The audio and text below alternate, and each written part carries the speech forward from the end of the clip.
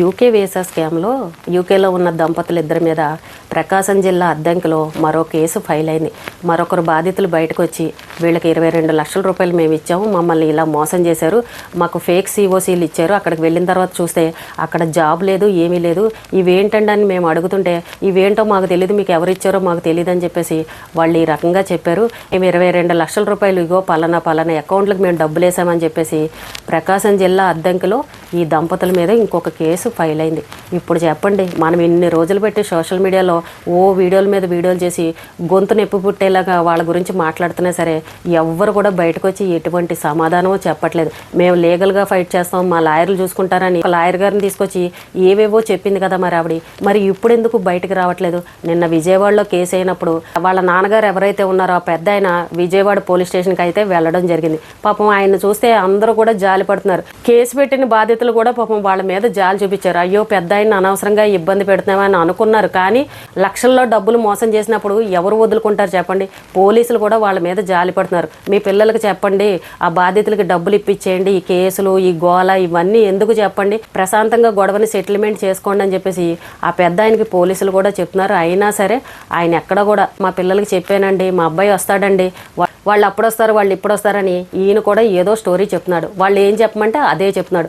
ఇక్కడ అద్దంకిలో కేసు ఏంటంటే ఈ వియ్యపురాళ్ళు ఎవరైతే ఉన్నారో ఆ వియ్యపురాళ్ళు ఇద్దరి మీద పెట్టారు. ఈయన తల్లి, ఆవిడ తల్లి, ఇద్దరు తల్లుల మీద, అలాగే ఈ పెద్ద ఆయన మీద, మొత్తం ముగ్గురు మీద కేసు పెట్టారు. అలాగే ఇక్కడ ఆఫీసుల్లో పనులు చేశారు కదా కొంతమంది ఎంప్లాయీస్ అని పెట్టుకుని, విజయవాడ కానీ గుంటూరు కానీ వాళ్ళ దగ్గర పనిచేసిన ఉద్యోగస్తులు కూడా మేము సాక్ష్యం చెప్తామండి, మా ఎదురుగుండగానే వీళ్ళతో మాట్లాడి డబ్బులు తీసుకున్నారు, ఇవన్నీ జరిగాయని చెప్పేసి వాళ్ళు కూడా ఇప్పుడు బాధితులకి సపోర్ట్గా నిలబడ్డారు.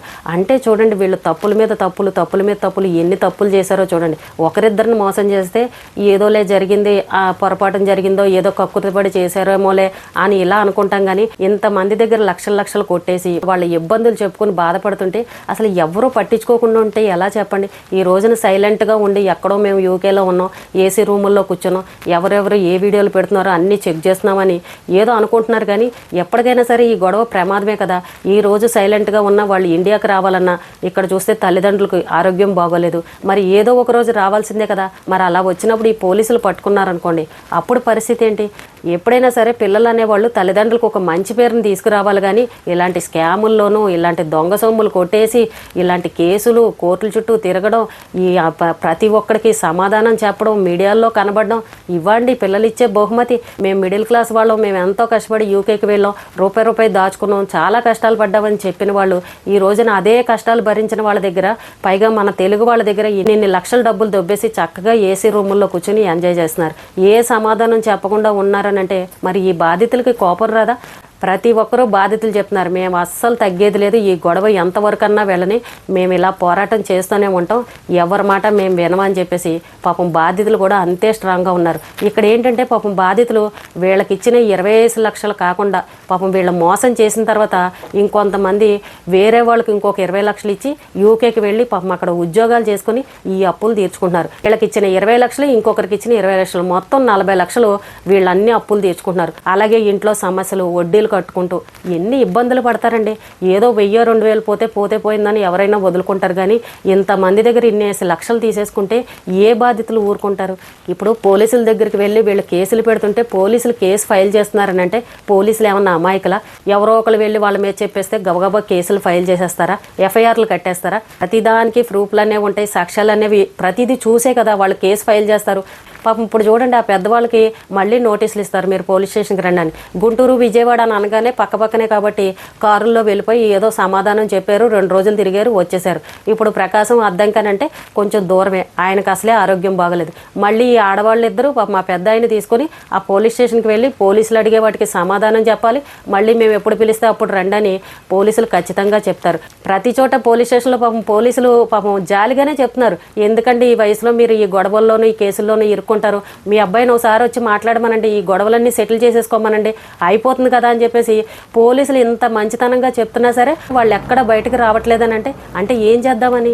అంటే ఏం జరిగితే అది జరగని ఓ 4 రోజులు అందరూ చెప్పుకుంటారు, తర్వాత సైలెంట్ అయిపోతుందని మరి ఈ ధీమాలో ఉన్నారో ఏమో అస్సలు అర్థం కావట్లేదు. కానీ పాపం ఆ తల్లిదండ్రులు చూస్తే బాధగానే అనిపించింది. ఈ ఆడవాళ్ళు వియ్యపురాళ్ళు పాపం వాళ్ళకి ఏం తెలుసండి, ఈ ఉద్యోగాలు ఏంటో, ఈ సిఓసీలు ఏంటో, ఈ వీసాలు ఏంటో వాళ్ళకి ఏమన్నా తెలుసా? వాళ్ళ పేర్లు పెట్టేసి ఇక్కడ ఆఫీసులు ఓపెన్ చేయించేసి ఉద్యోగస్తులు పెట్టేసి ఎవరి దగ్గర ఎంత డబ్బులు ఆగాలో అంత డబ్బులు ఆగేశారు. సైలెంట్గా వెళ్ళి అక్కడ యూకేలో కూర్చున్నారు. ఇప్పుడు ఇబ్బందులు పడేది ఎవరు? ఈ తల్లిదండ్రులే కదా. ఇప్పుడు వాళ్ళు ఎన్ని రోజులు రాకపోయినా సరే డబ్బులు ఇచ్చింది ఈ తల్లిదండ్రులకే కాబట్టి ఇక్కడున్న బాధితులు అందరూ కూడా ఇప్పుడు తల్లిదండ్రులనే పట్టుకుంటారు. ఏదో ఒక రోజు ఖచ్చితంగా వాళ్ళు ఇండియాకి రావాలి, ఈ తల్లిదండ్రులు విడిపించుకోవాలి. ఈ తల్లిదండ్రులు చేసిన పనికి వాళ్ళు ఖచ్చితంగా సమాధానం చెప్పాలి. ఎందుకంటే ఈ తల్లిదండ్రులు ఏమంటారు, అంతా మా పిల్లలే చూసుకున్నారండి, మాకేమీ తెలియదండి, వాళ్ళు చెప్పినట్టే మేము చేసామండి, ఇవన్నీ పెద్దగా నాకేమీ తెలియదండి అని పోలీసుల ముందర ఇవే మాటలు చెప్తారు. ఇప్పుడు వాళ్ళు చూస్తే వాళ్ళు అక్కడ ఉన్నారు, మరి వీళ్ళని వదులుతారా? బాధితులు ఏమంటారు, మేము వీళ్ళ అకౌంట్ కూడా మేము డబ్బులు వేసాం, వాళ్ళకి వేసాము, మాకు సమాధానం చెప్పాలని వీళ్ళని పట్టుకుంటున్నారు. ఎవరో కొంతమంది అంటున్నారు, ఆ ముసలాయన ఏమి తక్కువైన కాదండి, ఆయనకు అన్నీ తెలుసు, ఇండియాలో ఉన్న ఆఫీసులన్నీ ఆయన చేతుల మీదుగానే మెయింటైన్ చేశాడు, ఆయన ఈ రోజున మనం ఏమీ జాలి పడక్కర్లేదని కొంతమంది బాధితులు కూడా చెప్తున్నారు. కొడుకు కోడలో చెప్పినట్టు నిజంగానే ఆయన అన్ని అలాగే డీల్ చేశాడు, కానీ ఆయన పరిస్థితి చూస్తే బాధ అనిపిస్తుంది. చాలా మంది ఏమంటున్నారని అంటే వీళ్ళ బంధువులు స్నేహితులు ఎవరో ఒకళ్ళు ఉంటారు, మరి వీళ్ళు ఎంత మొండిగా ఎందుకున్నారో అర్థం కావట్లేదు. ఎవరన్నా ఈ వీడియోలు చూసేవాళ్ళు ఎవరైనా సరే వాళ్ళ బంధువులు వాళ్ళకి సర్ది చెప్పి కొంచెం ఈ గొడవని సెటిల్మెంట్ చేసుకోమని ఎవరైనా సలహా అయితే చెప్పండి. ఎందుకంటే ఇది ఈ రోజుతోటి పోదు. ఇలాగ ప్రతి ఊర్లోని ఎవరో ఒకళ్ళు కేసులు పెట్టారని అంటే కేసులు ఎక్కువ అవుతాయి, ఖచ్చితంగా వాళ్ళని ఏదో ఒక రోజు పట్టుకోవడం జరుగుతుంది. అలాగే యూకేలో కూడా బాధితులు వాళ్ళ ప్రయత్నాలు వాళ్ళు చేస్తున్నారు, అక్కడ కూడా కేసులు పెడుతున్నారు. ఈ కొడుకు కోడలు చేసిన పనికి ఇక్కడేమో ఈ పెద్దవాళ్ళు ముసలివాళ్ళు ఇబ్బందులు పడుతున్నారు, అక్కడేమో పిల్లలు పాపం వాళ్ళకి ఇంకా ఎంతో భవిష్యత్తు ఉంది, పిల్లలు చదువుకోవాలి, స్కూళ్ళకి వెళ్ళాలి. ఏంటి సోషల్ మీడియాలో ఇంత రచ్చరచ్చ జరుగుతుంది మా అమ్మ మా నాన్న గురించి అని అంటే ఆ పిల్లల్ని ఎవరన్నా ప్రశ్నిస్తే వాళ్ళు ఏం సమాధానం చెప్తున్నారు? చూడండి, ఎవరైనా బిజినెస్లు పెట్టుకుని సంపాదించుకోవాలి, పిల్లలకి ఆస్తులు దాయాలని ఎవరైనా అనుకుంటారు, కానీ ఇంత దారుణంగా మోసాలు చేస్తారా? అంటే పాపం సొమ్ముతోటి రేపొద్దున మీ పిల్లలు ఎంజాయ్ చేయాలా? ఒక్కసారి మనసు పెట్టి ఆలోచించండి. అయ్యో మనం ఇన్ని కుటుంబాలను బాధ పెట్టి ఇబ్బందులు పెట్టి వాళ్ళ ఓ పక్కన డబ్బుల కోసం కన్నీళ్లు పెట్టుకుంటుంటే అలాంటి సొమ్ముతోటి మనం ఈ రకంగా ఎంజాయ్ చేస్తున్నామా అని మీ మనస్సాక్షికి మీరే ఆలోచించుకోవాలి.